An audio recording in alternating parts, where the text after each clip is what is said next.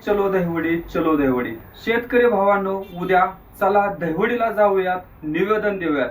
सततच्या पूर परिस्थिती व अतिवृष्टीमुळे कांदा उत्पादक शेतकरी, मका उत्पादक शेतकरी, बाजरी उत्पादक शेतकरी व ज्यांच्याकडे गाई गुर आहेत अशा शेतकऱ्यांचे प्रचंड नुकसान झालेले आहे. या नुकसानासाठी माननीय तहसीलदारांना निवेदन देण्यासाठी तसेच शेतकऱ्यांचा सातबारा सरसकट कोरा करावा या मागणीसाठी सर्व पीडित शेतकऱ्यांनी मोठ्या संख्येने उद्या सकाळी ठीक उद्या सोमवार दिनांक 29 रोजी सकाळी ठीक 10:30 वाजता तहसील कार्यालय दहिवडी या ठिकाणी उपस्थित राहा.